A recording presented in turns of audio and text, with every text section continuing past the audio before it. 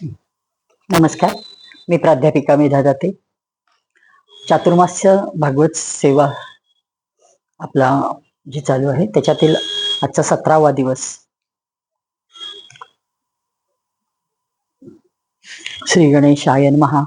ओम नमो भगवते वासुदेवाय. ओम नमः शिवाय. वक्रतुंड महाकाय सूर्यकोटी समप्रभो निर्विघ्नं कुरु मे देव सर्वकार्येषु सर्वदा. या कुंदेंद्र तुषारहार धवला, या शुभ्रवस्त्रामृता, या वीणावर दंडमंडितकरा, या श्वेत पद्मासना, या ब्रह्माच्युत शंकर प्रभृतिभिर्देवैः सदा वंदिता, सा मां पातु सरस्वती भगवती निःशेषजाड्यापहा. गुरुर्ब्रह्मा गुरुर्विष्णू गुरुर्देवो महेश्वरा, गुरु साक्षात परब्रह्म तस्मै श्री गुरवे नमः. आपण खूप खरं तर विस्तृत आहे कपिलगीता. आपण खूप थोडक्यात घेतलं, कारण थोडंसं पुन्हा विश्व निर्मितीबद्दल, सर्व प्रत्येकाच्या स्वधर्म पालनाबद्दल, चारी वर्णाच्या म्हणजे विस्तृत दिलेलं आहे. आपण ते पटापट थोडीशी पळवली म्हणल्या तरी, कारण आपल्याला कथा त्याची घ्यायची होती, ती घेतली. आज आता चतुर्थ स्कंदाला सुरुवात केली. मैत्रेयीजींनी विदुरजींना ते साधारण स्वयंभू मनुची देवहूती बद्दलची माहिती दिली. ते म्हणजे त्याच्याशिवाय त्यांनी एक सांगितलं की आकुती म्हणजे जी पहिली मुलगी असते त्या तिला सांगितलेलं असतं, म्हणजे रुची प्रजापती बरोबर विवाह झालेला असतो आणि पुत्रिका धर्मा म्हणजे नुसार तो विवाह केला असतो. आणि पुत्रिका धर्मामध्ये असं असतं की मुलगी ज्यावेळेस कन्यादान म्हणजे दान दिली जाते जावयाला, त्यावेळेस सांगितलं जातं की हिच्या ठिकाणी जी काही गर्भधारणा होईल ती पहिली पुत्राची गर्भधारणा त्याला तू परत द्यायचीस, म्हणजे मुलीकडनं मुलाला घ्यायचं. वास्तविक स्वयंभू म्हणून 2 पुत्र असतात, प्रियव्रत असतो आणि उत्तानपाद. पण तरी सुद्धा त्यांनी तिसऱ्यांदा याचना केली पुत्रिका धर्माप्रमाणे पुत्रप्राप्ती पाहिजे अशी. आणि नंतर प्रजापती रुची भगवंताच्या अनन्य चिंतनामुळे ब्रह्मतेजाने संपन्न होते आणि आकुतीच्या गर्भापासून एक स्त्री आणि एक पुरुष निघतो. ते जो पुरुष असतो तो यज्ञ पुरुष असतो, म्हणजे विष्णू भगवान होते, आणि जी स्त्री असते ती लक्ष्मी असते. आणि गंमत अशी आहे की तो मुलगा जन्माला आल्या स्वयंभू मनू घेऊन जातात त्याला, कारण त्यांनी कबूल केलेलं असतं पुत्रिका धर्माप्रमाणे म्हणून. आणि पुढं जेव्हा तो उपवर म्हणजे कन्या होती ही लक्ष्मी, दोन्ही जुळे असतात वास्तविक, पण तरी सुद्धा लक्ष्मीनी अभिप्राय व्यक्त केलाय की मला यज्ञपुरुषाशीच विवाह करायचा आहे, आणि तिचा विवाह यज्ञपुरुषाशीच त्यांच्याशीच लावून दिला जातो. आता पुन्हा मला असं एक गोष्ट सांकेतिक जे मी म्हणते प्रत्येक गोष्ट असते ती इथं जाणवते की यज्ञापासून काय मिळत नाही.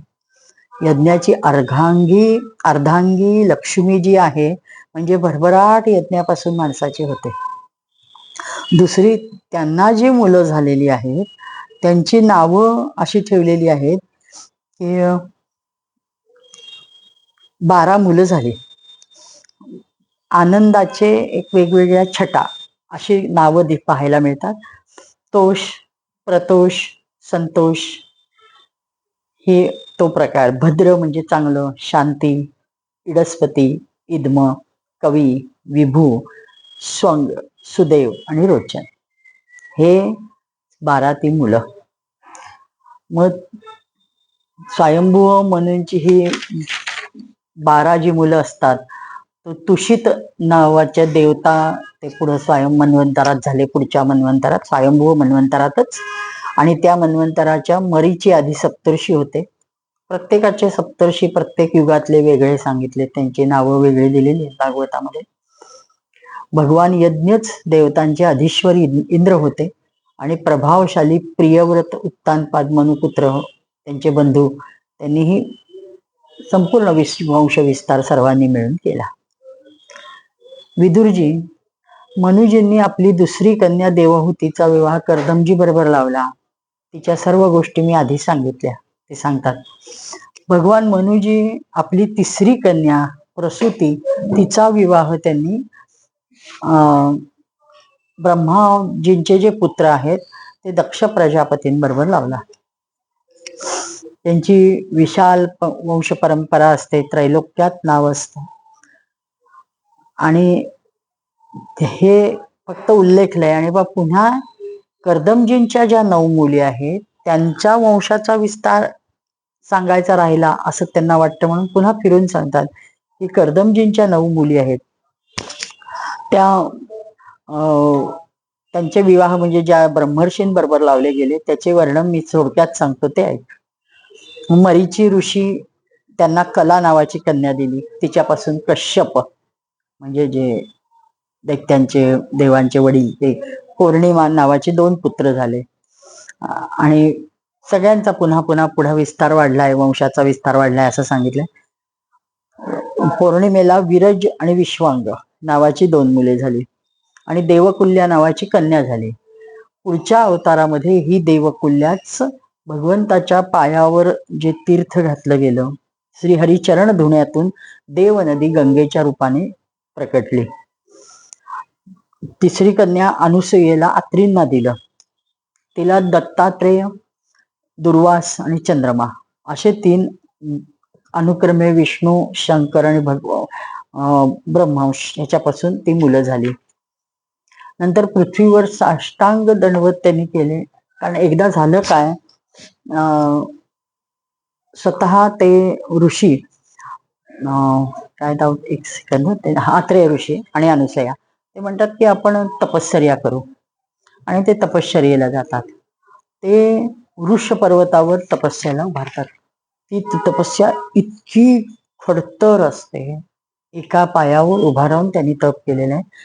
आणि म्हणताना ते तोंडाने म्हणतात, हे जगदीशा, हे जगच्चालका, तू मला पुत्र रूपाने हवाय म्हणून मी प्राणायाम करतोय. आणि प्राणायामाने श्वासाला कंट्रोल करून ते केलं. त्याचं शेवटी तेज इतकं वाढलं की ते त्यांच्या मस्तकातनं त्या अग्नी बाहेर पडायला लागला. प्राणायामाने म्हणजे खूप ऊर्जा वाढली त्यांच्या देहातली आणि मस्तकातून ते निघून 3ही लोकांना तृप्त करू लागले. आणि मग शेवटी हे ब्रह्मा, विष्णू, महेश तिघही त्यांच्या समोर आले. मग ते इतक्या आश्चर्यचकित होतात. ते म्हणतात, अरे मी जगतचालकाला बोलवलं तर तुम्ही नक्की कोण? तर म्हणे मी नक्की तुमच्या तिघातल्या कुणाची उपासना केली होती असा प्रश्न हेच विचारतात. ते म्हणतात, तुम्ही जगतचालकांची केली म्हणूनच आम्ही तिघं आलो. तर आम्ही तिघही जगतचालक आहोत, एकटं कुणी नाही, जगतपती आहोत. आणि तर म्हणजे तुम्ही आमचं गान केलं, तुम्हाला आमच्यासारखा मुलगा हवाय, तो नक्कीच तुम्हाला प्राप्त होईल. आणि तुम्ही मागितलंय, आम्ही दिलाय, म्हणून दत्तात्रेय, त्रेय तिघांनी देतोय म्हणून त्रेय. आणि काही ठिकाणी अत्रेय, अत्रींचा मुलगा, दत्त म्हणजे दिलेला, अत्रींना दिलेला मुलगा असाही संधी विग्रह करून अर्थ केला जातो. तर मग हे त्यांच्या वाहनांवर आले होते, हंस, गरुड आणि बैल, ब्रह्मा, विष्णू, महेश. ते त्यांनी बाजूला ठेवले. आपलं कमंडलू, चक्र, त्रिशूळ त्या चिन्हाने सुशोभित होते. म्हणजे ना ते म्हणतात की माझ्यावर कृपा करायसाठी तुम्ही किती सहजपणे आलाय. खरं तर त्याने हजारो वर्ष तप केलेलं आहे, पण त्यांना खूप आनंद होतो. भगवान येतात, त्यांनी आशीर्वाद दिलाय आणि त्याच्यातून त्यांना चंद्र, त्याला सोममयी म्हणतात, दुर्वास आणि दत्तात्रेय ही 3 मुलं झाली. हे त्यांचे वंश सांगताना सांगितलेले. प्रत्येक कल्पारंभी जगताची उत्पत्ती, स्थिती, लय हे मायेच्या सत्वाधिक 3 गुणांचा विभाग करून भिन्न भिन्न शरीर धारण करता आपण. हे ब्रह्मा, विष्णू, महेश, आज आपण माझ्या समोर आलाय, मी तुम्हाला किती वंदन करू. म्हणजे त्यांनी खूप सुंदर स्तुती केलेली आहे अत्रि ऋषींनी. आणि मग ते म्हणतात की संतान प्राप्तीच्या इच्छेने मी सुरेश्वर आपल्याला भजलो. म्हणजे किती कामना माझी शुल्लक आहे, पण तरी सुद्धा तपस्या झाल्यावर दर्शन देणं हे आपलं काम असल्यामुळे आपण माझ्यावर कृपा करण्यासाठी त्रिदेव आलात म्हणून ते पुन्हा पुन्हा वंदन करतात. आणि मग मैत्रेय ऋषींना विदुरजी म्हणतात की हे तिघांना कसं काय म्हणजे आले. 3 जण कसे काय आले होते? तर म्हणे तुला मी आधीच सांगितलं ना की जगतचालक म्हटलंय. जगतचालक 3ही आहेत म्हणून ते 3 आले. आणि सत्यसंकल्प आहेत त्यामुळे ते 3ही आले. तेही तसंच म्हणतात की तुम्ही सत्यसंकल्प आहात अत्री ऋषी, आणि तुम्ही जसा संकल्प केला तसंच व्हायला नको का? म्हणून त्यांच्या संकल्प सत्य करण्यासाठी आम्ही जगतचालक 3 जण आलो. असं अत्यंत समर्पक असं उत्तर ते त्रिदेव देतात. आणि तुमचे कल्याण असो, अंशरूपाने नक्कीच आम्ही पुत्र म्हणून येऊ आणि ते जगत विख्यात होऊ, तुमचा वंशाचा विस्तार करू. त्यांना अभिष्ट देऊन ते जातात. मग ब्रह्माजींच्या अंशापासून चंद्रमा, विष्णूच्या अंशापासून योगवेत्ता दत्तात्रयजी आणि महादेवजींच्या अंशापासून दुर्वास ऋषी होतात. नंतर अंगिराची पत्नी श्रद्धा असते. तिला कुहू, राका, अनुमती, सिनीवाली अशा 4 कन्यांना जन्म देते. त्याशिवाय साक्षात उतथ्यजी आणि ब्रह्मनिष्ठ बृहस्पती हे पुत्र पण त्यांना झाले, जे स्वरोचित मन्वंतरात विख्यात झाले. पुलस्त्य ऋषींना हविर्भू मुलगी दिली आणि तिच्यापासून अगस्त्य आणि महातपस्वी विश्रवा झाले. हे विश्रवा म्हणजेच रावणाचे वडील. विश्रवा मुनींच्या इडाविडेच्या गर्भापासून त्यांना 2 पत्न्या होत्या. एकीच्या गर्भापासून यक्षराज कुबेराचा जन्म झाला आणि दुसरीच्या केशिनीपासून रावण, कुंभकर्ण आणि विभीषण झाले. महर्षी पुलहांची पत्नी परमसाध्वीच्या गतीपासून कर्म, श्रेष्ठ, वरियान, सहिष्णू अशी ही मुलं झाली. सगळी नावं अशी विलक्षण आहेत की पुन्हा पुन्हा कुठंतरी फक्त सिम्बॉलिकतेचा मला म्हणजे जे लाक्षणिकता दिसती ती दिसतीच आहे. क्रतूची पत्नी क्रियाने ब्रह्मतेजापासून तेजाहून दैदिप्यमान अशा वालखिल्य 60,000 ऋषी ज्यांचा उल्लेख केला जातो ते कधीही एक असा उल्लेख होत नाही. वालखिल्य 60,000 हीच संख्या असते. आणि ते म्हणजे कुठं मावायचे तर गायीनी चालताना ओल्या मातीत जे काही तिच्या खुराचं तिचं वजन पडून जेवढे खड्डा पडलेला असतो त्याच्यात ते मावायचे. म्हणजे किती सूक्ष्म असतील, म्हणजे काय सगळं अद्भुत आहे. त्याचं वर्णन पुढे येतं. वसिष्ठजींची पत्नी ऊर्जा म्हणजे अरुंधती, तिने चित्रकेतू आधी 7 विशुद्ध चित्त ब्रह्मर्षींना जन्म दिला. त्यांची नावं चित्रकेतू, सुरेशी, विरजा, मित्र, उल्बण, वसुमृद्यान आणि द्युमान. दुसऱ्या पत्नीपासून शक्ती आणि आदी पण आणि अनेक मुले त्याच्याशिवाय अनेक मुले झाली. अथर्वा मुनींची पत्नी चित्ते, तिने दध्य म्हणजे दधीचे नामक तपोनिष्ठ पुत्र प्राप्त केला, ज्याचे दुसरे नाव अश्वाशेरा होते. आता भृगुवंशाचं वर्णन आहे का. महाभाग भृगूंची भार्या ख्यातीपासून धाता विधाता नावाचे पुत्र झाले. तसेच स्त्री नावाची कन्या भगवत परायण उत्पन्न झाली. मेरू ऋषींनी आपल्या आयती नियती नावाच्या कन्या क्रमशः धाता विधात्यांबरोबर विवाहबद्ध करवल्या. त्यांना मृकंड आणि प्राण नावाची मुलं झाली. त्यांच्या मृकंडयांना मार्कंडेय झाले. प्राणापासून मुनिवर वेदशिराचा जन्म झाला. भृगुजींचे एक कवी नामक पुत्र पण होते. त्यांच्यापासून भगवान उशना म्हणजे शुकाचार्य, जे आपण दैत्यांचे गुरु म्हणतो, त्यांचा जन्म झाला. विदुरजी या सर्व मुनीश्वरांनी पण संतान उत्पन्न करून सृष्टीचा विस्तार केला. मी कर्दमजींच्या 9 मुलींच्या संतानाचे वर्णन तुम्हाला ऐकवले. जे हे वर्णन ऐकवलं, प्रत्येक कथेला एक काही ना काहीतरी फलप्राप्ती हे दिलेलीच आहे. ह्याच्यात तुमचं पापनाशन होईल आणि वंशविस्तार हे कथा श्रवण ऐकलं केलं तर मिळेल असं सांगितलंय.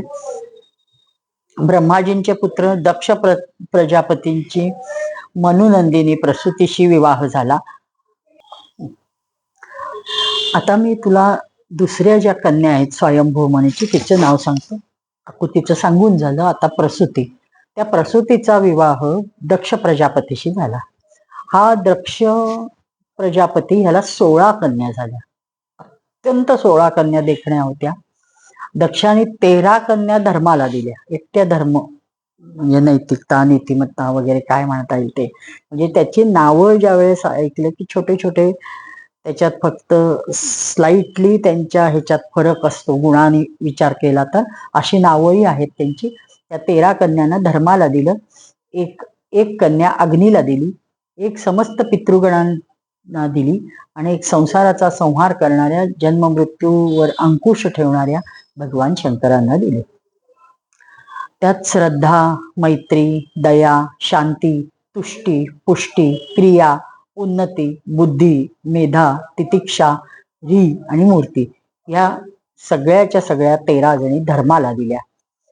त्यानंतर यातील श्रद्धेने शुभास, मैत्रीने प्रसादास, दयेने अभय, शांतीने सुखास, तुष्टीने मोदास, पुष्टीने अहंकाराला जन्म दिला. क्रियेने योगाला, उन्नतीने दर्पाला, बुद्धीने अर्थात मेधाने स्मृतीला, तितिक्षेने क्षेमाला, रीने लज्जेला जन्म, विनाशायास जन्म दिला. समस्त गुणांची खाण मूर्ती देवीने नर नारायणांना जन्म दिला. आणि ह्यांचा जन्म झाल्यावर मात्र संपूर्ण विश्वात आनंदी आनंद झाला. खूप प्रसन्नता झाली. लोकांची मने, दिशा, वायू, नदी, पर्वत सगळीकडे आनंद पसरला. आकाशात मंगल ध्वनी वाजू लागले. देवता पुष्पवर्षाव करू लागल्या. मुनी प्रसन्न झाले, स्तुती करू लागले. गंधर्व किन्नर गाऊ लागले, नाचू लागले. अप्सरा नाचू लागल्या आणि एकूणच सगळीकडं खूप मंगलमय वातावरण पसरलं. देवता म्हणाल्या, ज्याप्रमाणे आकाशात तरतरेच्या रूपाची कल्पना केली जाऊ शकते, तसे यांनी आपल्या गाथेद्वारे, आपल्या मायेद्वारे आपले स्वरूप त्यांच्यातच या संसाराची रचना केली आहे. त्या आपल्या स्वरूपास प्रकाशित करण्यासाठी आपण ऋषी विग्रहांबरोबर धर्माच्या घरात स्वतःला प्रकट केलं. आपण धन्य आहात म्हणून त्यांना नमस्कार करतात. विदुरजी प्रभूचे साक्षात दर्शन घेऊन देवतालोक येऊन स्तुती करून गेले त्यांची आणि मग पूजा केली. आणि भगवान नर नारायण दोघेही गंधमादन पर्वतावर चालले गेले. भगवान श्रीहरीचे अंशरूप ते नरनारायण त्यावेळी पृथ्वीचा भार उतरवण्यासाठी यदुकुल भूषण श्रीकृष्ण आणि त्यांचे मित्र या बंधू श्यामवर्ण कुरुकुल तिलक अर्जुन रूपात अवतीर्ण झाले. अग्निदेवाची पत्नी स्वाहाने अग्नीचेच अभिमानी पावक, पौमान, शुची हे 3 पुत्र निर्माण केले. ते तिघेही हवनीय पदार्थ भक्षतात. त्या तिहीतून 45 प्रकारच्या आणखी अग्नी निघाले आणि त्यांचे 3 पिता अधिक 1 आजोबा अधिक 1 हे असे मिळून 49 अग्नी झाले. 3 पिता आणि 1 आजोबा आणि हे 45 असे 49 अग्नी झाले. वेदज्ञ ब्राह्मण वैदिक यज्ञात ज्या 49 अग्नींच्या नावाने आग्नेयी आहुती देतात त्यांचीच ही नावे आहेत. अग्निश्वात, बहिर्षर, सोमप, आज्यप हे पितर होय. यात साग्निक आणि निसाग्निक असे पण आहेत. हे सर्व पितरांची पत्नी दक्षकुमारी स्वधा. ह्या पितरांपासून स्वधेला धारिणी वयुना नावाच्या 2 कन्या झाल्या. त्या दोघीही ज्ञान विज्ञानात पारंगत होत्या. ब्रह्मज्ञानाचा उपदेश करणाऱ्या होत्या. महादेवजींची पत्नी सती ही शेवटची कन्या. ती सर्व प्रकारे आपल्या पतीच्या सेवेत असे संलग्न राहणारी होती. आपले गुण आणि शील याने ती अनुरूप होती. परंतु तिने सतीचे पिता दक्षाने कोणत्याही अपराधाशिवाय भगवान शिवजींविरुद्ध आचरण केले, त्यांचा द्वेष केला. म्हणून युवावस्थेतच सतीने क्रोधाने योगद्वारा आपले स्वतःच्या शरीराचा त्याग केला. अग्नीला तिने ते शरीर दान केले. विदुरजी विचारतात, ब्रह्मन, प्रजापती दक्ष तर आपल्या मुलींवर खूप प्रेम करायचे आणि मग त्यांची ही तर लाडकी कन्या सती होती. मग त्यांनी म्हणजे असा अनादर करून शिवजींबरोबर, सर्वश्रेष्ठ त्यांचे पत्नी होते शिवजी, त्यांचा का द्वेष केला असेल? महादेवजींच्या चरावताराचे गुरु वैररहित किंवा ते शांतमूर्ती आत्माराम जगताचे परम आराध्य देव आहेत. त्यांचं कुणाशी वैर असू शकणार आहे? आणि त्यांचं वैर कसं काय होतं मग भगवन? त्या सासरे आणि जावयांच्यात एवढा कलह असण्याचं कारण काय? मैत्रेयजी म्हणतात, विदुरजी, प्रथम एकदा प्रजापतींच्या यज्ञात फार मोठे ऋषी मुनी देवता अग्नी आपापल्या अनुयायांसहित आले. त्याच वेळी प्रजापती दक्षने पण सभेत प्रवेश केला. ते आपल्या तेजाने सूर्याप्रमाणे प्रकाशमान होते. सभाभवनाचा अंधकार जणू काही त्यांच्या येण्याने दूर झाला. त्यांना आलेले पाहून ब्रह्माजी महादेवजी सोडून अग्नीपर्यंत सर्व सभासद प्रभावित होऊन आपल्या उत्थान देऊन उभे राहतात. समस्त सभासदांनी आपला सन्मान केलेला ते पाहतात, पण ब्रह्माजींना नमस्कार करतात. पण शिवजी काही आपल्या आसनावर बसलेले बघतात, ते उठले नाहीयेत. याचा दक्षाला राग येतो. हा व्यवहार शिवजींचा ते सहन करू शकत नाही. आपला जावई आहे, आपल्यापेक्षा लहान आहे म्हणून ते म्हणजे खूप अनेक त्यांच्या मनात त्यांच्याबद्दल द्वेष निर्माण होतो. ते क्रोधाग्नी जणू त्यांना जाळायला बघतात. अरे रे, मी केवळ ब्रह्माजींच्या बोलण्याला फसून माझ्या भोळ्या भाबड्या मुलीचे लग्न अशा भूतांचा सरदार आचारहीन दुष्ट स्वभाववाल्याशी केले. म्हणजे खूप अद्वैत बोलतात. मैत्रेयजी सांगतात, विदुरजी, महादेवजींना दक्ष अशा प्रकारे खूप उलटे सुलटे बोलतात. म्हणजे काय माझी बुद्धी फिरली म्हणून माझी सुंदर कन्या मी आपल्यासारख्या माणसाला अर्पित केली आणि चुकलं माझं. पण त्यांचं हे जे तापट बोलणं असतं, महादेवजींचा खूप उद्धार करणारं बोलणं असतं, त्यांना लागेल असं बोलणं असतं. कोणत्याही त्या बोलण्याला ते म्हणजे काय म्हणतात, त्यांना न लागू होणारं असं असतं. ते डिझर्व करत नसतात, पण तरी सुद्धा हे बोलतायत म्हणलं. पण गंमत अशी आहे की एकही सभेतील सभासद त्या विरुद्ध आवाज उठवत नाहीत. कुणीच काही बोलत नाही, सगळे गप्प बसूनतात. आणि त्याच वेळेस दक्षाचा पारा आणखीन चढतो आणि तो हातात पाणी घेऊन शाप द्यायला तयार होतो. हे महादेव, तू देवतांमध्ये अधम आहेस, अधम आहे. आत्तापासून याला इंद्र उपेनादी देवतांबरोबर यज्ञभाग मिळणार नाही. त्याला हे असं काय बोलताय तुम्ही, शांत व्हा म्हणून अडवायला मग आता मात्र सभासद पुढे होतात, पण ते कुणाचंच ऐकत नाही. तो महादेवजींना त्यांनी शाप दिलाच. नंतर ते क्रोधित होऊन त्या सभेतून उठतात आणि घरी निघून जातात.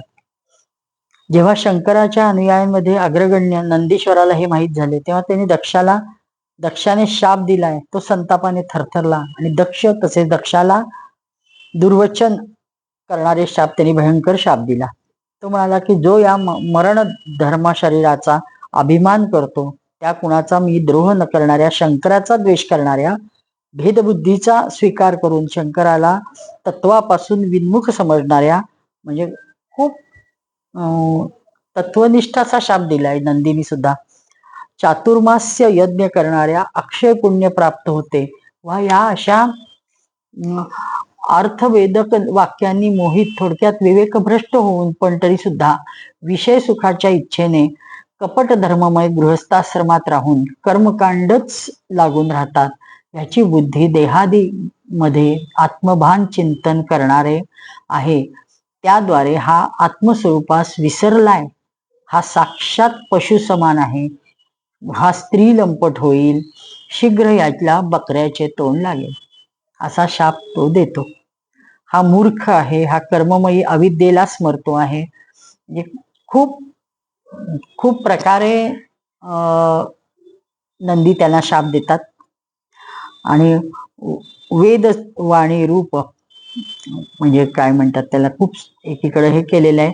वेल फल श्रुती रूप फुलांनी सुशोभित आहे.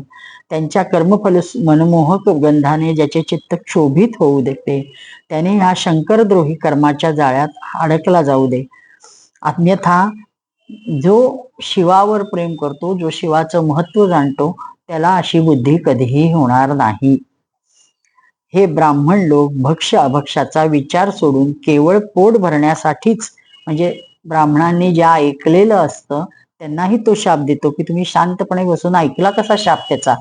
आणि शंकरांना दिलेला शाप म्हणून तो म्हणतो की तुम्ही विचार सोडून केवळ पोट भरण्यासाठी विद्या तप व्रतादींचा आश्रय घ्या. धन शरीर इंद्रिय सुखास सुख मानून त्याचे गुलाम होऊन जगात भीक मागत फिराल.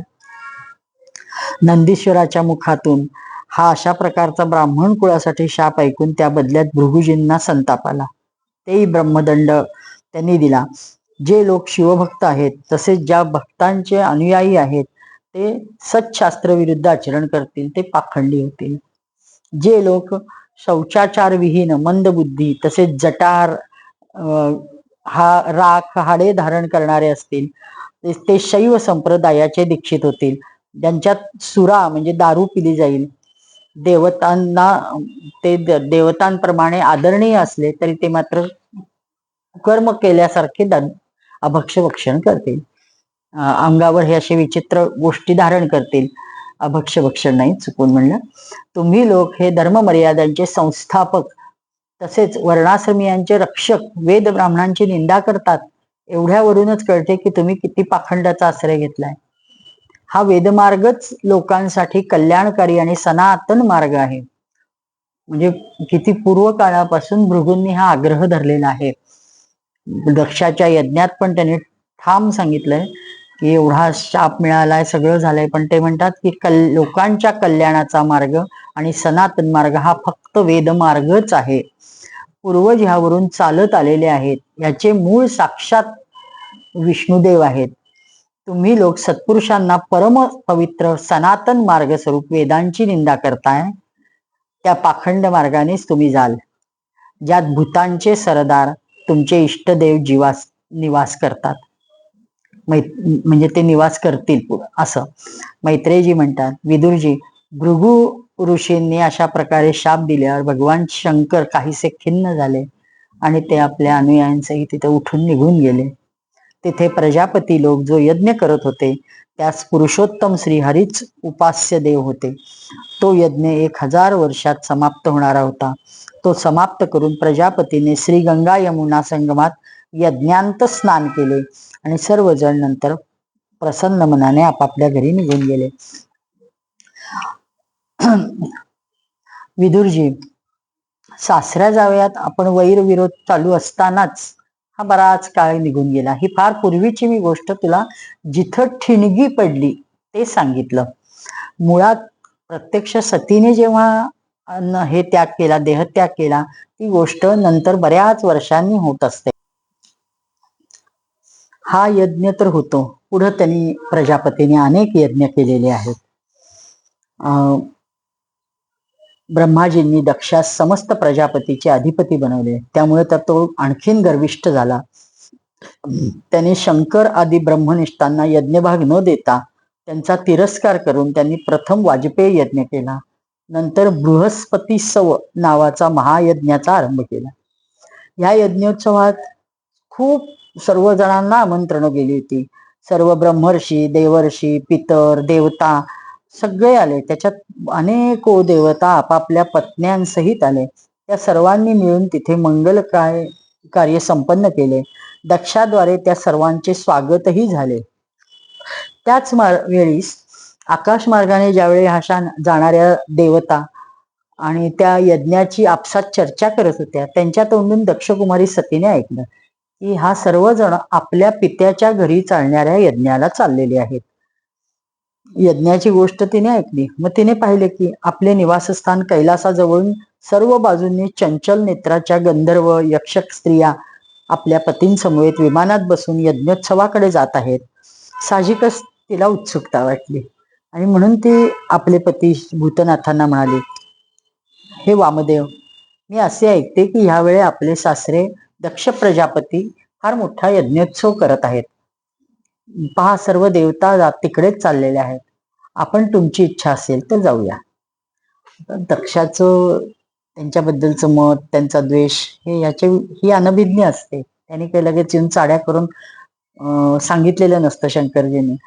ते आपले म्हणतात, त्यावेळी आपल्या माहेरच्यांना भेटण्यासाठी माझ्या बहिणी आपापल्या पतींसमेत अवश्य येतील. माझी इच्छा आहे की मी पण आपल्या सभेत जावं आणि आई वडिलांना भेटावं. अनेक त्यांनी दिलेले वस्त्रालंकार आदी उपहार स्वीकारावेत.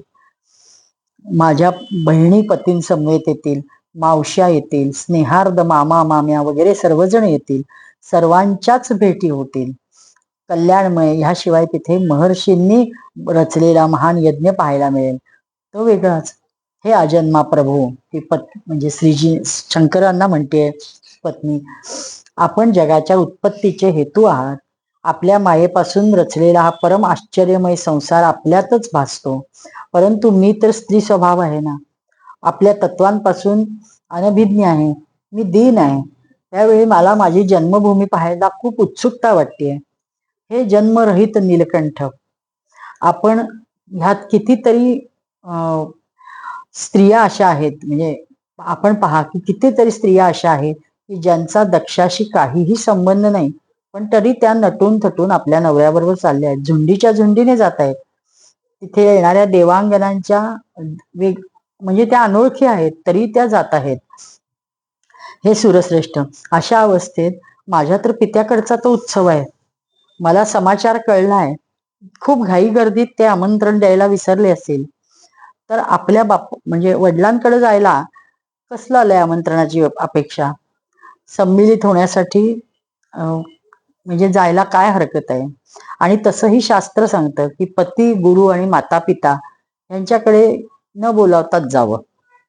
तरी हे देव, आपण प्रसन्न व्हा आणि आपण माझी ही इच्छा अवश्य पूर्ण करा. आपण फार करुणामय आहात. तर आपण ज्ञानी आहात. मला आपल्या अर्धांगीचं स्थान आपण दिलेलं आहे, तर कृपया माझ्या या याचनेवर ध्यान करून माझ्यावर अनुग्रह करा. आणि मैत्रेयी सांगतात, सतीचे हे प्रार्थना ऐकून आत्मजांचे प्रिय करणाऱ्या भगवान शंकरांना दक्ष प्रजापतीच्या मर्मभेदी ते जे काही दुर्वचन होती त्या सगळ्यांचं स्मरण झालं. त्यांचं हृदयाला ते असं खूप बोचलं. पण ते हसून म्हणाले, हे सुंदरी, अगं तू जे म्हणालीस की आपल्या बांधवांकडे न बोलावता जावे, ते ठीक आहे ग, परंतु असे तेव्हा करावे की जेव्हा त्यांची दृष्टी प्रबळ देहाभिमानाने उत्पन्न झालेल्या मद आणि क्रोध, द्वेष यांनी युक्त नसेल. पण ती तशी आत्ता नाही असं सांगता येत नाही. त्यांचे द्वेष आहे. विद्या, तप, धन, सुदृढ शरीर, युवावस्था, उच्च कुळ, हे 6 तर सत्पुरुषांचे गुण आहेत. परंतु नीच पुरुषात जर ते असतील तर ते अवगुण होतात. त्यांनी अभिमान बळावतो, दृष्टी दोषयुक्त होते, विवेक बुद्धी नष्ट होते आणि म्हणजे ते महापुरुषांचा एक प्रभाव यत्किंचित जाणत नाहीत. त्यामुळे जे आपल्याकडे आलेल्या पुरुषांना कुटील बुद्धीने भुवयात चढवून शेषभरी दृष्टीने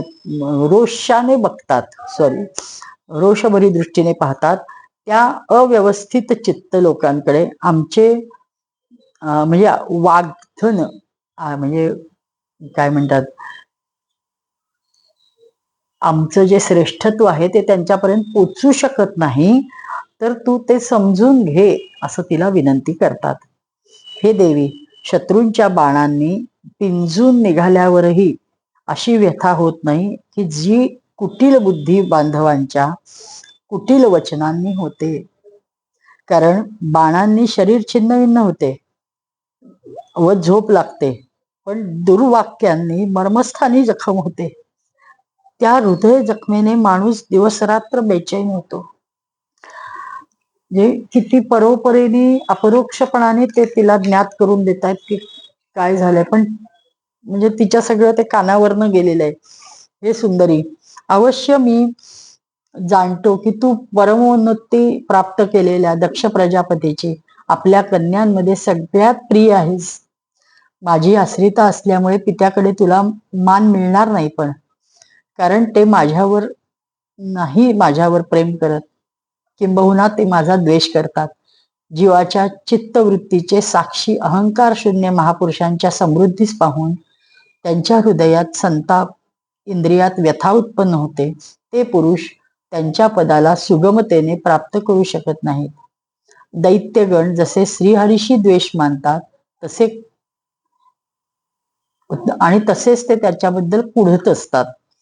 हे सुमध्यमे, तू म्हणशील की तुम्ही प्रजापतींच्या सभेत त्यांचा आदर का केला नाही?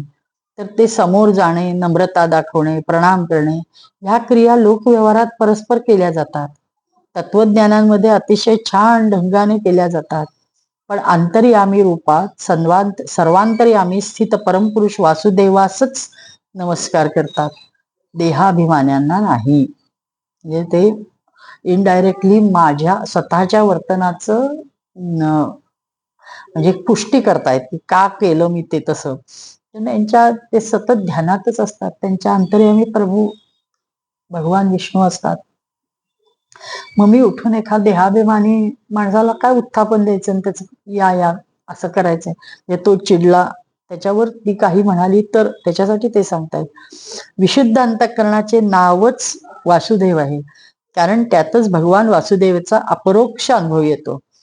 त्या शुद्ध चित्तात राहणाऱ्या इंद्रियातीत भगवान वासुदेवास मी नमस्कार करतो.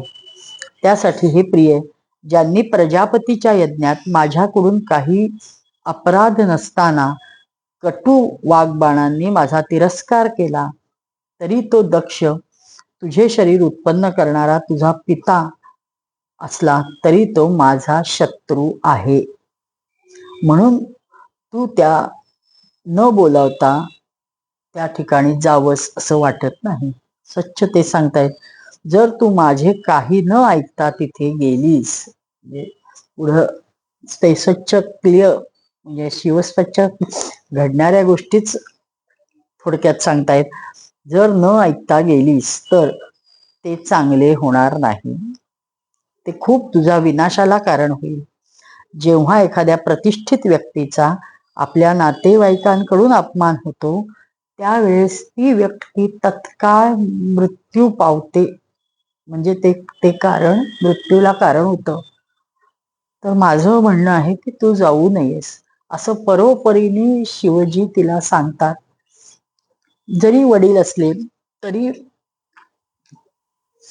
निमंत्रितांमध्ये तुझं नाव नाहीये, याचं कुठंतरी तू स्मरण कर. आणि बोलावलं नसल्यावर जाणं हे चुकीचं आहे हे सांगतात. आणि ते माझा द्वेष करतायत म्हणून तुझा द्वेष करतात असंही सुचवतायत. ह्या अशा सर्व पार्श्वभूमीवर तिने न जाणं चांगलं असं बरोबरीने सांगितलेलं आहे. असं हे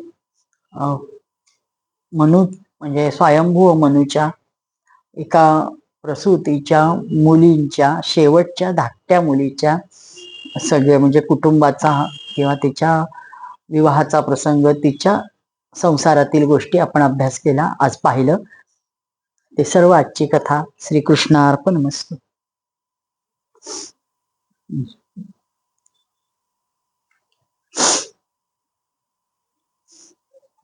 जय हो जय श्री भागवता, आरती करू तुझ भगवंता. येथे व्यासांची वाणी, सार्थक हरी गुण गाऊनी. शास्त्र पुराणे मुकुटमणी, परम प्रेमामृत जननी. सहज सेविता भाविक भक्ता, उदार दाता मोक्ष तत्वता देहाता. आरती करू तुझ भगवंता. ग्रंथ नवे हा श्री कृष्ण, गीते वेदी मन पूर्ण. अनन्य होता या शरण, खचित टळे जन्म मरण. त्रिताप जाती चिरये शांती, नाथ हि वदती रामपदी ठेवू माथा. आरती करू तुझ भगवंता. जय हो जय श्री भागवता, आरती करू तुझ भगवंता. गोपाल कृष्ण भगवान की जय. करुणा निधे प्रभोनो, दोषान् क्षमस्व भगवन्. सुचिरात् प्रसुप्त देशं, परिबोधयाशु भगवन्. भुवि भूत सर्व भाषा, परिपूरिताभिलाषा. श्वसितीव देव भाषा, तां पालयस्व भगवन्. आसीत् कदाचिदेषा, वाणी विशुद्ध वेषा. अधुना लवावशेषा, तामाश्रयस्व भगवन्. देशे स्वतन्त्रतायाः, प्राचीन सभ्यतायाः. समयं समर्हतायाः, पुनरानयस्व भगवन् करुणानिधे प्रभो नो दोषाञ्चमस्व भगवन् सुचिरात् प्रसुप्तदेशं परिबोधयासु भगवन्। गोपाल कृष्ण भगवान की जय। देव देवेश्वर भगवान परशुराम भगवान की जय। परम सद्गुरु श्री गजानन महाराज की